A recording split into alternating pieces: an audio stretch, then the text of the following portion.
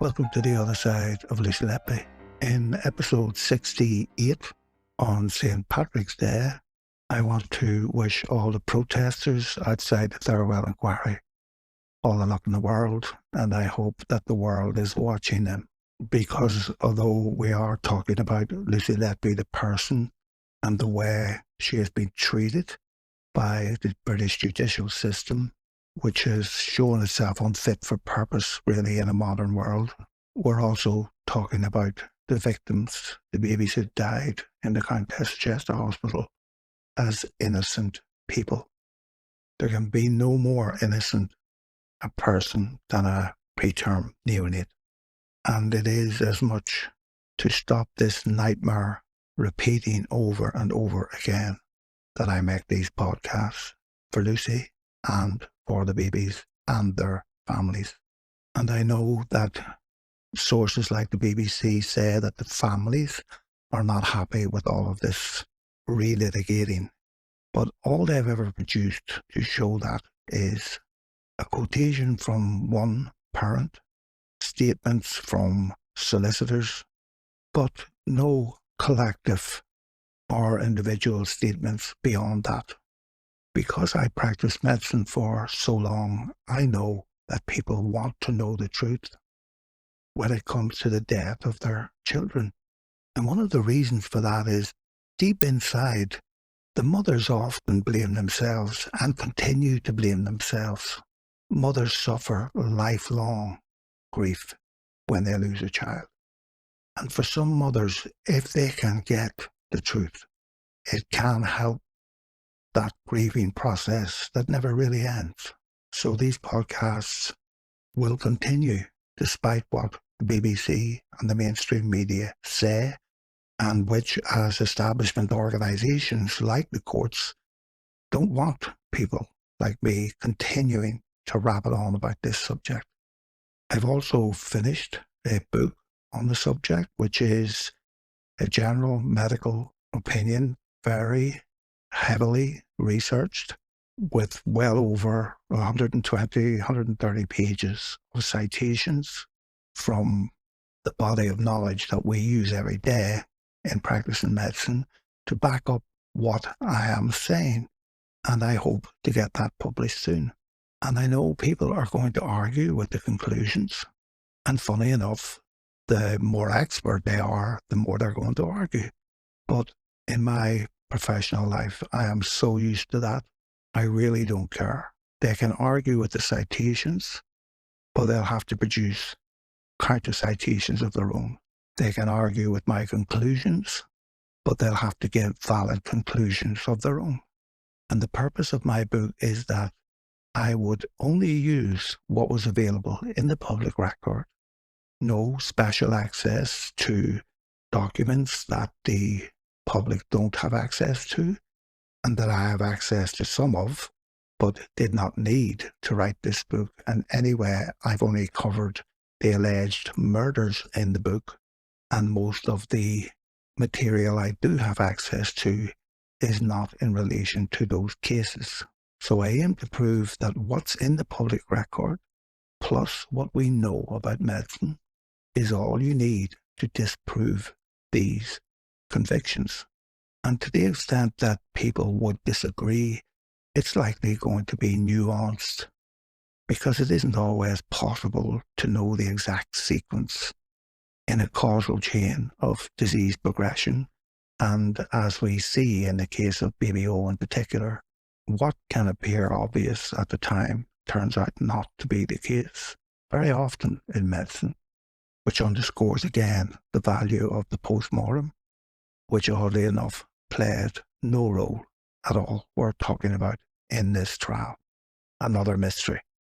And to give you an idea of just how much bollocks Darry Evans talked and Sandy Bone during the trial, and how one of their goals was to normalise what was happening in the Countess of Chester Hospital, in my opinion, I'm going to read the introduction of a paper from a very accomplished neonatologist, Alan R. Spitzer, from the Center of Research and Education Pediatrics Medical Group in Florida. This article was written in 2007, and it's called The Dreaded Desaturating Baby, a Difficult Problem in Clinical Management. And it starts out, anyone who has practiced neonatology for some length of time has encountered the following patient. He, and it usually is a he, starts life as an extremely low birth weight ELBW infant with relatively mild lung disease, and typically requires only modest respiratory assistance during the first week of life. Along the way, there is a sepsis scare, either in the form of generalized sepsis or necrotizing enterocolitis, which sets back ventilator weaning for a few days. During this period, feedings are withheld because the infant appears unstable. He often has abdominal distension, and the fragile nature of the baby's illness is all too apparent to both parents and caregivers. After several days of anxious observations, there appears to be light at the end of the tunnel, and the reduction of ventilator support recommences, with everyone's optimism rising as feedings are restarted and weight gain resumed. Often, the infant is extubated to continuous positive airway pressure, CPAP, or oxygen after a period of several days, and the infant's work of breathing appears to be excessive. Efforts by the staff to cheerlead the baby in an attempt to avoid another endotracheal tube inevitably fail, and at some point during a notably bad night, the child is reintubated and mechanical ventilation is started once again. The parents rush to the hospital when they hear the news and are devastated by this turn for the worse, while the physician attempts to reassure them that this is only a temporary setback and that the child will soon be extubated again. In most cases, that assessment is accurate, but every once in a while something else happens, and it is a sequence of events that devastate the family, frustrates the medical staff, and seems to last forever. It is the dreaded desaturating baby syndrome. The scenario at this point becomes increasingly dark and disturbing. The child is officially diagnosed as having severe bronchopulmonary dysplasia, BPD, according to the most recent criteria. Further attempts to initiate ventilator weaning are not well tolerated, and in fact, support often begins to increase. At first, it is only a modest increase in oxygen. Then, as the work of breathing progressively increases, with a rise in the respiratory rate and more retractions, pressure gradually creeps upwards on the ventilator. The nursing staff begin to complain that they can't do any of the baby's care because he turns blue as soon as you touch him. Even changing his nappy provokes a cyanotic episode that occasionally requires hand ventilation for several minutes to allow recovery.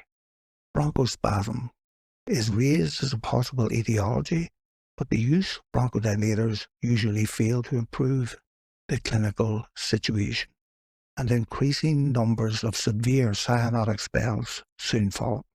At this point, you realize that this infant will now become a reminder to you for the next several months of the imperfect nature of newborn intensive care and how much we still need to learn about neonatal patients.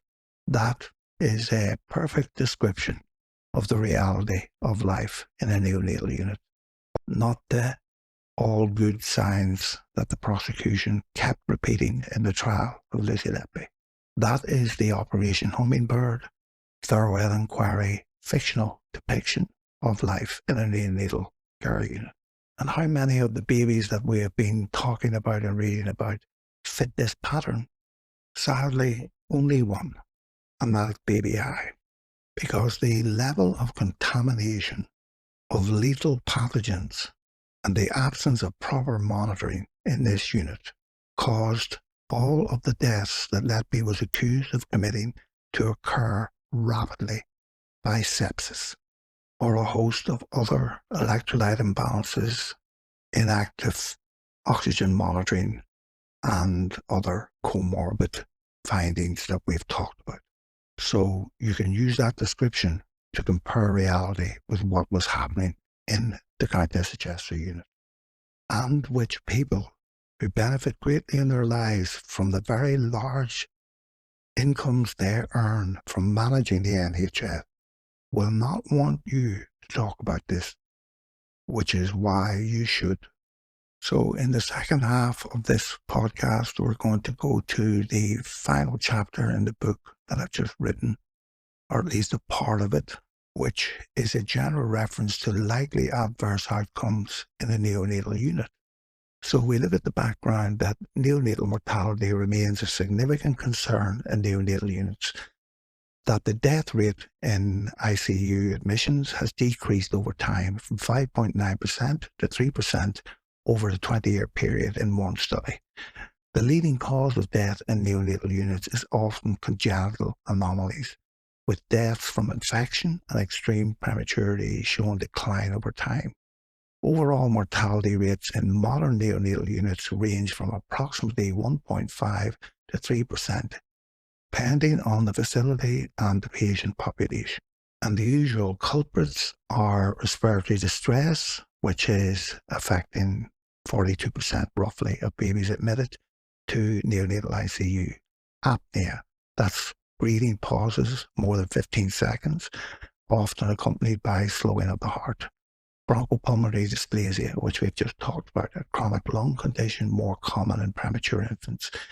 Meconium aspiration syndrome, that occurs in 3 to 9% of babies born through meconium-stained liquor.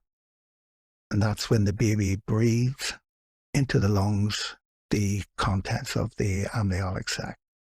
And in one study, 71% of NICU admitted neonates required respiratory assistance of some kind or other. Birth asphyxia occurred in approximately 10%, that's 1 in 10 of every baby's, low APGAR scores in another 10%, and birth trauma in 4.1%. Now, I keep saying that 4.1% is a massive number in medicine. And to give you an idea just how massive that number is, let's look at the incidence of type 1 diabetes. Now, type 1 diabetes is the diabetes that you have to inject yourself with insulin because you can't make your own insulin. It's not the same as the adult onset or type 2 diabetes. It's type 1 diabetes. The incidence of that in the world is between 0.2% and 0.3%, which translates into 8.4 million people worldwide with type 1 diabetes. Now, if we were to increase that incidence to 5%, what would the number be then? About 410 million people. And for the UK alone, that would be 3.5 million people with type 1 diabetes. Now, nearly all of us know someone, a cousin or a neighbour or a friend or just someone who has type 1 diabetes at an incidence of 0.2, 0.3%. But in Britain, 3.5 million type 1 diabetic would destroy the country. So that is what a 5% incident really means when compared to virtually no incidence at all. So don't get fooled by these small numbers or seemingly small numbers or rarity. Gold is rare. All the gold ever mined in history would fit in 2 Olympic-sized swimming pools, and yet you see gold on the street every day. Rarity is meaningless in medicine, except to keep you on your toes. So if we return to the RCPCH report, can we, as an academic exercise, purely theoretically calculate what would have been the likely increase in mortality in that unit, given what we know from the report? And we can. One of the things that was reported was understaffing. So nurse staffing levels are directly linked to neonatal mortality outcomes.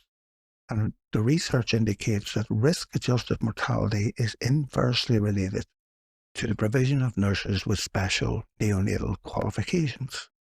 One study from 54 UK neonatal intensive care units found that of qualified neonatal nurses in intensive care, to a 1-to-1 ratio, nurse to baby, was associated with a 48% decrease in risk-adjusted mortality.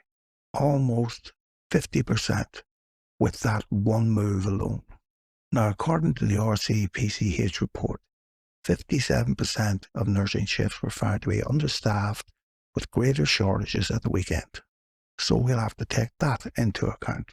And the biggest problems with this understaffing is a reduction in the capacity to monitor subtle changes in infants, which we know is critical.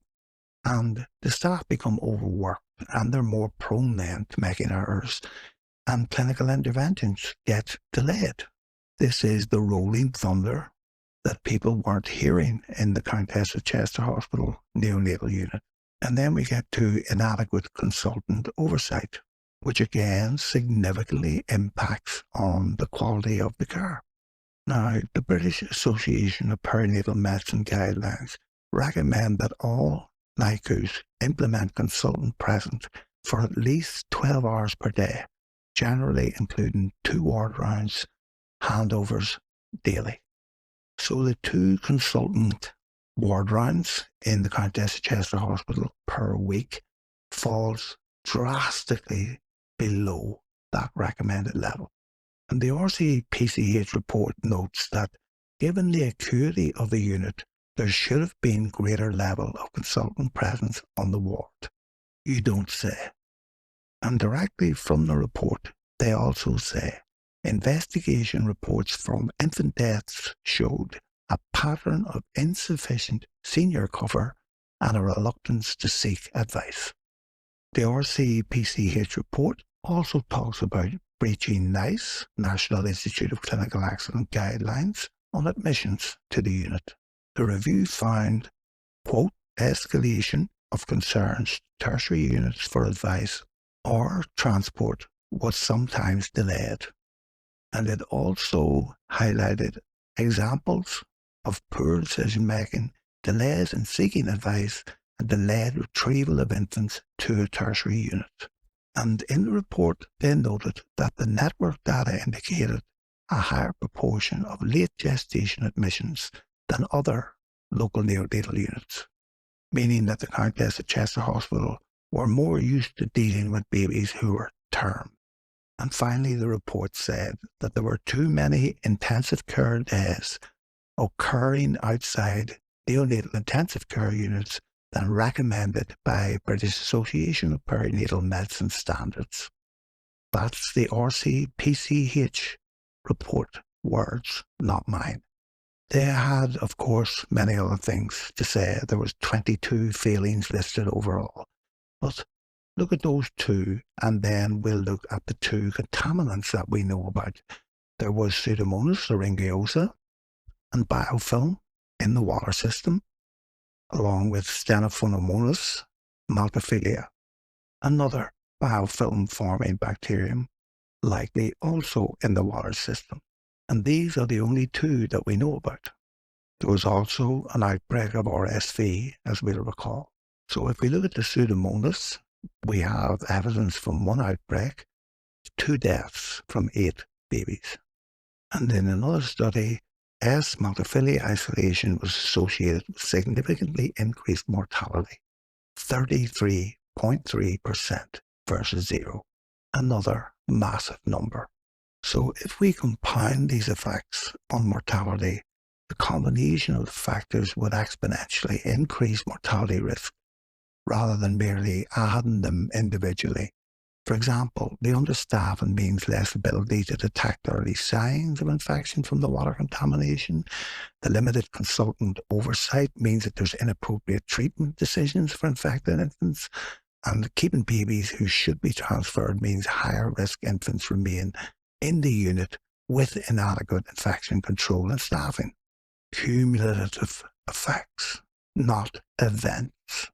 Something Dowie Evans doesn't understand or doesn't want to understand. So if we calculate a theoretical mortality increase for a neonatal unit affected by understaffing, limited consultant oversight, inappropriate admission of policies, and water contamination, we can get to a number compared to baseline. Now remember, this is theoretical, but the mortality does not go down, it goes up. So if we start with the baseline, the global average neonatal mortality rate is approximately 18 deaths per 1,000 live births. And for modern neonatal units, that typically translates into mortality rates ranging from 1.5% to 3% of admissions. Therefore, from what we know about the nurse shortages alone, that with one-to-one nursing, there's a 48% decline in mortality. We can calculate that that would increase mortality by approximately 48 to 92%. But using the confidence index, or how accurate we consider these figures to be, we'll conservatively get an estimate around about 20% increase. The absence of consultants. Similar studies on consultant presence suggests there could be an increased mortality by 15 to 25%, particularly in the complex cases, which all of the Letby babies were. So we'll hold that number back for a moment. Breaching the NICE guidelines, according to NICE themselves, results in, quote, higher risk infants remaining in a unit with inadequate infection control and staffing, creates significant risk for these babies. So a reasonable estimate for that would be 20 to 30%. We'll put it at that. And that includes the babies who should have been transferred to level 3 units where there would have been 2 ward rounds a day. So 20 to 30% is probably a conservative estimate. Remember, this is a theoretical exercise. Then we add in the Pseudomonas, 25% mortality for that. The S. multifida, 33% mortality for that. These are figures from known outbreaks and are, again, particularly for the Pseudomonas, conservative numbers. So we'll go 25 to 33% mortality rate compared to baseline rates for the presence of these 2 biofilm toxins in the unit. So because we know that the combined effect would not be achieved by simply adding these things together, the factors would interact in a way that multiplies the risk. So theoretically, the mortality would be baseline 1 for nursing staff effect, multiplied by 1 for consultant effect, multiplied by 1 for admission policy effect, multiplied by the water contamination effect risk. So that would give us a baseline rate of 2% per 1,000. Nurse staffing effect, 48% increase, 1.48. Consultant effect, 15%, 1.15. Admission policy effects, 20% increase, 1.2. Water contamination, after assuming 10% of infants affected with 25% mortality. Again, conservative, but 1.025. So the theoretical mortality increase with these conservative numbers and known numbers would be 2% multiplied by 1.48, multiplied by 1.15, multiplied by 1.2, multiplied by 1.025, and that's 4.2% increase. And when you do a little bit of statistical movement about, that gives you a 2.2% absolute increase in mortality, or a relative increase in mortality of 110% from the baseline. So the absolute figure is the number you would expect, and the relative is simply comparing if those factors were not present to the factors being present. So just 2 numbers to look at the same thing. Now, looking back at the RCPCH report and the baseline, according to the report, the unit cared for 406 infants in 2015-2016, representing approximately 13% of all deliveries at the hospital. Section 4.415 states there are 5 to 15 stillbirths per year, and around 6 neonatal deaths a year were discussed jointly between obstetricians and pediatricians at the perinatal mortality and morbidity meetings. And the Embrace UK report for 2014 didn't show this trust as an outlier, So it's reasonable to infer that suggests a mortality within the expected range before 2015 and 2016. Then we look at the actual deaths, and I know there are disputes about this, but we're just talking about the report. The document clearly states the number of deaths during the period. Section 4.4.5 states, in 2015 to 2016, only 10 of the 13 deaths were reported as incidents on the neonatal incident summary.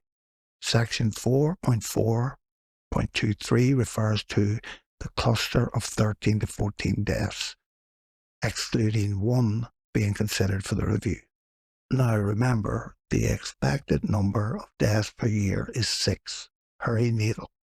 Perinatal deaths being a combination of stillbirths and early neonatal deaths. But we know that in 2015-2016, the number of stillbirths declined. And it declined because the babies were transferred alive to the neonatal unit. So we can still infer that the expected rate, perinatal mortality rate in the Countess of Chester Hospital would have been 6 babies over that period if the babies hadn't been delivered and sent to the neonatal intensive care unit. Now, we've already created our conservative mortality multiplier at 2.1.